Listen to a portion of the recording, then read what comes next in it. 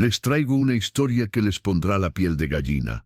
La fecha es el 9 de enero de 2014, Westmoreland, un condado tranquilo en Pensilvania. Mientras afuera es un día de invierno común y corriente, una escena indescriptiblemente horrible se desarrolla dentro de una casa. Cuando el exmarido de Dawn, Larry, llamó a su puerta, nunca podría haber predicho la vista que encontraría. Un cuerpo tendido en el baño, con las manos y los pies atados con cinta adhesiva, cubierto de sangre, y ese cuerpo pertenecía a la mujer que Larry había amado durante años. Entonces, ¿quién cometió este horrible asesinato? La respuesta vendrá de alguien lo suficientemente cercano como para sacudirnos a todos hasta la médula. Si están listos, la historia comienza. En una fría y silenciosa mañana de enero de 2014, el condado de Westmoreland, en el estado de Pensilvania, parecía despertar a un día más de invierno. El cielo estaba cubierto de nubes grises, el aire cortaba la piel y la escarcha se acumulaba en las ventanas de las casas rodantes. Sin embargo, entre esa calma aparente, se estaba gestando un hallazgo que rompería para siempre la tranquilidad del lugar. Larry Wagner, un hombre de 43 años, conducía lentamente por las calles heladas, sin sospechar que estaba a punto de enfrentar el momento más perturbador y doloroso de su vida. Durante varios días había intentado, sin éxito, contactar con su exesposa, Dawn. No respondía a sus llamadas ni a sus mensajes, y esa ausencia de comunicación lo llenaba de una preocupación creciente que no le dejaba dormir. Al llegar al parque de casas móviles donde Dawn vivía, Larry sintió un extraño nudo en el estómago. Aparcó su vehículo frente a la caravana y, durante unos segundos, se quedó inmóvil, como si algo dentro de él le advirtiera que al cruzar esa puerta nada volvería a ser igual. Caminó lentamente hacia la entrada principal, notando que la puerta estaba entreabierta, algo completamente inusual para Dawn, que siempre era cuidadosa con la seguridad de su hogar. Empujó la puerta con cautela y entró. El aire en el interior era denso, casi irrespirable. A medida que avanzaba por el estrecho pasillo, un olor penetrante y putrefacto comenzó a invadir sus sentidos, un hedor que solo podía significar una cosa terrible. Sus pasos lo llevaron hasta la sala de estar y luego hacia el pequeño baño de la vivienda. Fue entonces cuando la imagen lo golpeó con la fuerza de un martillazo. Dawn yacía inmóvil en el suelo, sin vida. Tenía los ojos cerrados, como si estuviera dormida, pero su piel pálida y fría revelaba la verdad. Sus muñecas y tobillos estaban fuertemente atados con cinta adhesiva, impidiéndole cualquier intento de defensa. Su cuerpo, inerte, reposaba sobre un charco de sangre seca que se había extendido por las baldosas del baño, tiñendo de rojo el último escenario de su vida. Las manos de Larry temblaban incontrolablemente, como si no pudiera dominar el peso de lo que sus ojos acababan de presenciar. El frío del invierno que llevaba en los huesos ya no era el culpable de sus escalofríos, ahora era el horror puro lo que le recorría la piel. Por un momento, sintió que las piernas le flaqueaban y tuvo que apoyarse contra la pared para no caer. Su respiración se volvió entrecortada, y mientras intentaba ordenar sus pensamientos, el único impulso que logró vencer al pánico fue buscar su teléfono. Con dedos torpes y entumecidos, marcó el número de la policía. Apenas pudo articular las palabras para explicar lo que había encontrado. Su voz se quebraba entre frases, como si temiera que al decirlo en voz alta la escena se volviera aún más real. Minutos después, aunque para Larry parecieron horas, un equipo de oficiales y paramédicos llegó al lugar. Pero al cruzar el umbral, incluso los agentes más experimentados se detuvieron, congelados por lo que veía. La violencia del crimen estaba grabada en cada rincón de la vivienda. Había sangre en todas partes, un rastro oscuro que iba desde la cocina hasta el baño, salpicando el suelo, manchando las paredes e incluso alcanzando el techo, como si la brutalidad del ataque hubiera dejado su firma en cada superficie. Las manchas no se limitaban a las baldosas, también cubrían los armarios, el lavabo y la bañera, como si nadie hubiera tenido tiempo o intención de disimular la magnitud del horror. El equipo forense, acostumbrado a escenas difíciles, No necesitó mucho tiempo para comprender que aquello no había sido un accidente ni un arrebato menor. La magnitud de las heridas era aterradora. Dawn había recibido múltiples golpes en la cabeza, golpes tan potentes y repetidos que solo podían haber sido infligidos con un martillo o algún otro objeto contundente de gran peso. La sangre seca sobre su piel y la rigidez de su cuerpo indicaban que la muerte había ocurrido varios días antes. El examen preliminar reveló algo escalofriante, un total de 18 impactos dirigidos a la cabeza, el cuello y los hombros. No era un ataque improvisado, sino un estallido de violencia sostenida y dirigida con una furia desmedida. El patrón de las manchas de sangre sugería que el ataque había comenzado en la cocina. Allí, seguramente se escucharon los primeros gritos ahogados de Dawn, antes de que su agresor la arrastrara a través del pasillo hasta el baño, donde su vida terminó. En el baño la policía encontró paños de limpieza rojos y trapeadores empapados en sangre, una prueba clara de que el asesino había intentado borrar las huellas de su crimen. Sin embargo, el intento fue torpe, casi desesperado, y dejó más pistas que las que eliminó. El hallazgo más importante se produjo en la cocina, un cubo de basura que a simple vista parecía común, pero que escondía en su interior la pieza clave de la investigación. Un martillo ensangrentado, sucio y oculto bajo desechos, como si su dueño hubiera creído que enterrarlo allí lo haría desaparecer.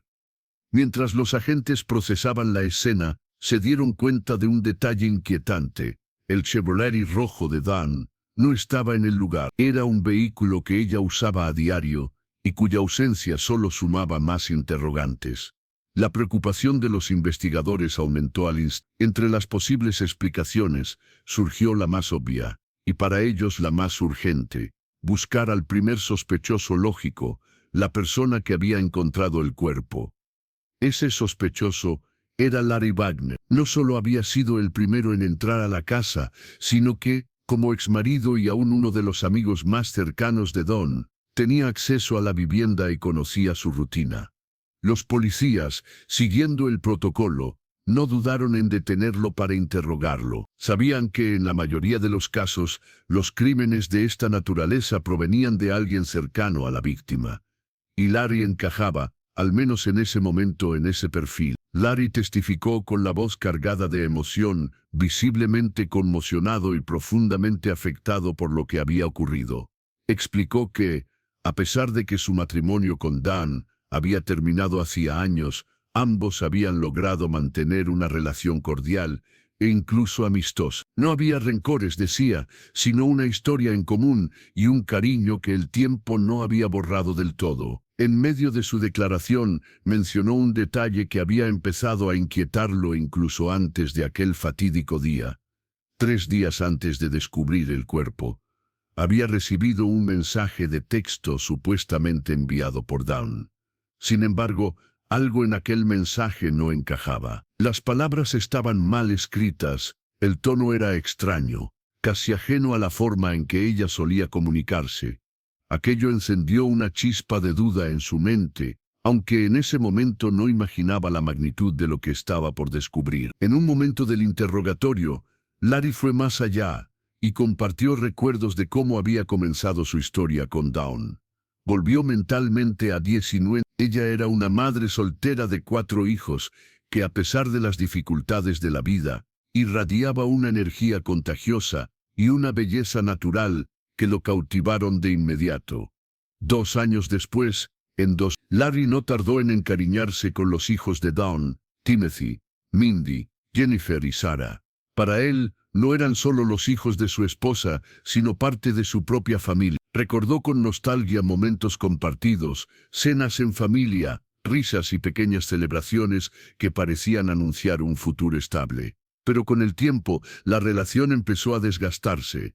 Las discusiones se hicieron más frecuentes, y la distancia emocional comenzó a crecer. El golpe definitivo llegó cuando Larry descubrió que Dawn mantenía una relación con otra persona. Aquel descubrimiento fue doloroso para ambos, pero los llevó a tomar la decisión de separarse, convencidos de que era la única salida posible. A pesar de la ruptura, Larry insistió en que no había resentimiento. De hecho, explicó a los investigadores que él y Don seguían en contacto de vez en cuando, sobre todo por asuntos familiares. Por eso, cuando la policía revisó su declaración y no encontró pruebas que lo vincularan de manera directa con el asesinato, comenzaron a considerar otras líneas de investigación. Fue entonces cuando Larry les dio un dato que resultó ser clave para orientar el caso hacia una nueva dirección. Don no vivía sola en la caravana. Compartía el pequeño espacio con su hija menor, Sarah, de 25 años, y con el hijo de esta, un niño de apenas 2 años llamado Skyler. Cuando los agentes escucharon aquello, se miraron con inquietud, porque al inspeccionar la escena del crimen, no habían encontrado a Skyler por ninguna parte. La ausencia del niño, en un escenario tan violento, levantaba una alarma inmediata. Además, uno de los detalles que más llamó la atención de los investigadores fue la presencia de una barrera infantil colocada frente a la puerta del baño. Aquello sugería que en el momento del ataque, alguien había tratado deliberadamente de impedir que el pequeño viera lo que estaba ocurriendo allí dentro. Un gesto que paradójicamente mezclaba la brutalidad del asesinato con una extraña intención de proteger al niño de aquella imagen dantesca. La policía inició una búsqueda para localizar a Sarah y a su hijo. Dada la gravedad del incidente, probablemente ellos también corrían peligro. Sin embargo, antes de que pudieran encontrar a Sarah, llegó el informe de la autopsia de Dawn. Según el informe, Dawn había muerto estrangulada. Las graves lesiones en la cabeza indicaban una ira y un odio extremos en el ataque. Los médicos determinaron que la muerte ocurrió en Nochevieja o poco después. Esta información sorprendió aún más a la policía. El 6 de enero, días después de su muerte, se había enviado un mensaje de texto desde el teléfono de Dawn. Esto sugería que el asesino estaba usando el teléfono para desviar sospechas. Sarah era la hija menor de Dawn y prácticamente su mejor amiga. Madre e hija siempre habían sido muy unidas. Sin embargo, este vínculo comenzó a deteriorarse con el tiempo debido a los malos hábitos y las malas decisiones de Sarah en su adolescencia. Era una joven popular y sociable en el instituto, pero tras abandonarlo, su entorno cambió y el nuevo grupo de amigos la arrastró al mundo de las drogas. Al principio, dijo que probó drogas simplemente para adaptarse, pero pronto se apoderaron por completo de su vida. Para cuando cumplió 18 años, la adicción se había vuelto inevitable. Su peso se desplomaba y en casa se escuchaba constantemente el sonido de los vómitos. Larry y Dawn intentaron repetidamente salvar a Sarah. Aunque buscaba tratamiento de vez en cuando, a menudo recaía en sus malos hábitos tras breves periodos de mejora.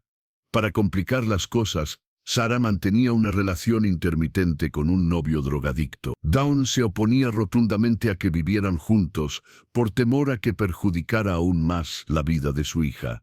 Este fue el motivo central de muchas discusiones entre madre e hija. La vida de Sarah dio un giro cuando dio a luz a su hijo en Dawn estaba lista para ser madre y padre de su nieto, pero la adicción de Sarah fue el mayor obstáculo para establecer una vida familiar estable. Larry y Dawn se separaron tras 13 años de matrimonio.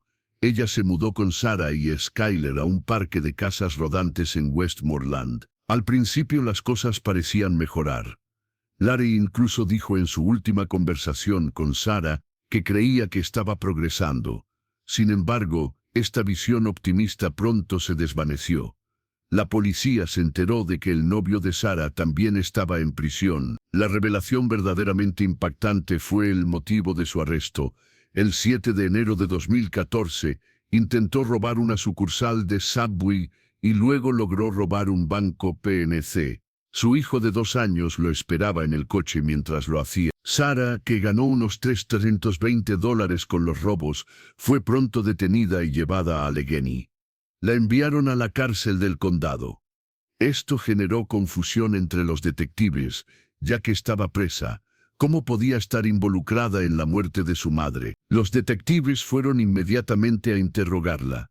Sarah declaró que cuando escuchó la noticia de la muerte de Dawn, no la creyó, pensando que la policía le mentía. Sin embargo, cuando se convenció de que era verdad, Rompió a llorar. Dijo que vio a su madre por última vez el 31 de diciembre. Aseguró que un hombre llamado Stefan fue a su casa esa noche, que Don le debía dinero y la amenazó de muerte si no pagaba. Según Sara, asustada por la amenaza, llevó a Skyler a un cajero automático y sacó $600 de la tarjeta de su madre. Dijo que nunca volvió a ver a Don, después de darle el dinero a Stefan, y que no sabía dónde estaba. Sin embargo, la policía descubrió inconsistencias. Las cámaras de seguridad mostraban a Sara usando la tarjeta de su madre el 31 de diciembre en una gasolinera, y el 4 de enero, comprando productos de limpieza en un Walmart de Delmont, pocos días después del asesinato. Toda la información que habían recopilado hasta ese momento apuntaba cada vez, con más fuerza, hacia una conclusión inquietante para los investigadores. La principal sospechosa no era un extraño, sino la propia hija de Dawn. La sola idea de que una hija pudiera quitarle la vida a su madre resultaba perturbadora, pero las pruebas indirectas y las contradicciones en las declaraciones de Sara comenzaban a encajar como piezas de un rompecabezas macabro. En un primer momento, Sara negó categóricamente cualquier implicación en el asesinato. Mantuvo una postura firme, evitando dar detalles comprometedores y repitiendo que no sabía nada sobre lo que le había ocurrido a Dan. Sin embargo, los agentes no se dejaron llevar por sus palabras. Estaban convencidos de que, con paciencia y la estrategia adecuada, podrían derribar las murallas que ella había levantado para proteger su versión de los hechos. Así, el interrogatorio se convirtió en un juego de resistencia psicológica. Los detectives optaron por no presionarla de manera agresiva. En cambio, buscaron un acercamiento más humano. Escuchaban, asentían y le daban la sensación de que comprendían su situación. Querían que se sintiera lo suficientemente cómoda como para hablar y eventualmente decir la verdad. Al día siguiente, Sara fue trasladada nuevamente a la sala de interrogatorios. El ambiente estaba cargado de tensión, pero uno de los detectives decidió dar un paso calculado para romper el hielo.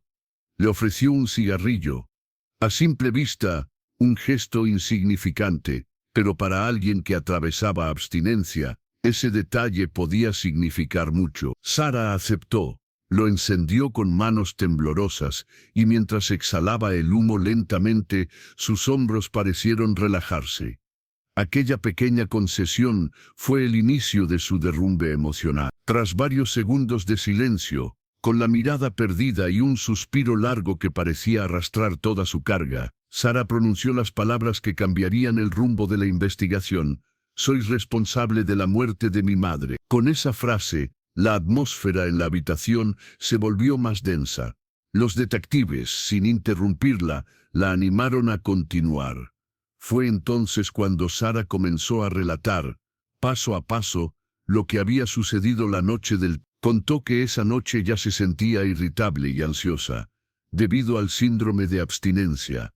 Su cuerpo pedía a gritos la sustancia a la que estaba acostumbrado, y su mente estaba completamente nublada. En medio de esa tensión, le dijo a su madre que quería conducir para salir un momento. Dawn, preocupada por su estado y sabiendo que no era seguro, se negó rotundamente. Ese no fue como una chispa en un barril de pólvora. Su frustración se convirtió rápidamente en ira. Mientras discutían, su mirada se posó sobre un martillo que estaba en la cocina. Sin pensarlo demasiado, lo tomó con fuerza y se dirigió hacia Dan. El primer golpe impactó directamente en la cabeza de su madre, arrancándole un grito ahogado de dolor y sorpresa. Ese sonido, lejos de detenerla, encendió aún más su furia. Sara describió cómo golpeó a Dawn una y otra vez, ignorando sus intentos de protegerse. Dawn levantó las manos para cubrirse el rostro, pero la fuerza de los impactos y la determinación ciega de su hija la superaron por completo. La sangre comenzó a salpicar, tiñendo el suelo y sus propias manos, pero ella no se detuvo. Cuando Dawn quedó debilitada y sin poder defenderse, Sara tomó cinta adhesiva y ató sus muñecas y tobillos. Luego, con esfuerzo, arrastró su cuerpo hasta el baño. Antes de continuar, colocó una barrera infantil frente a la puerta. asegurándose de que su hijo Skyler, que dormía en la otra habitación, no pudiera entrar ni ver nada de lo que ocurría. Una vez en el baño, intentó estrangularla para asegurarse de que no sobreviviera, pero la sangre que cubría sus manos hacía imposible mantener un agarre firme. Relató cómo sus dedos resbalaban una y otra vez. Finalmente, después de unos momentos que para ella parecieron eternos, Dan dejó de respirar. Sarah dijo que en ese instante se obligó a contenerse, dejó el cuerpo en el baño, fue hasta donde estaba su hijo, le puso caricaturas en la televisión para mantenerlo distraído y volvió a la escena para enfrentarse a lo que acababa de hacer. Intentó limpiar, pero era imposible eliminar toda la sangre. Tiró el martillo a la basura y quemó o desechó algunos objetos. Después usó las tarjetas de Don para comprar drogas, se alojó en un hotel con Skyler y pasó días consumiendo mientras él veía dibujos animados. La compra en Walmart mostraba que había planeado destruir pruebas. La fiscalía argumentó que fue un asesinato a sangre fría. La defensa alegó que la abstinencia le impedía pensar con claridad. En 2016, antes del juicio, Sarah se declaró culpable. Fue condenada a cadena perpetua sin libertad condicional. Para la familia de Don, la condena no alivió el dolor. El asesino era uno de los suyos. Así termina la trágica historia de Don Wagner. Pero deja una profunda lección. La adicción puede destruir no solo a una persona, sino a toda una familia. ¿Qué opinas de este caso? ¿Crees que Sarah mostró remordimiento o confesó solo porque la atraparon? Déjame tu opinión en los comentarios. Dale me gusta al video, suscríbete y activa la campana para no perderte más historias de crímenes reales. Nos vemos en la próxima.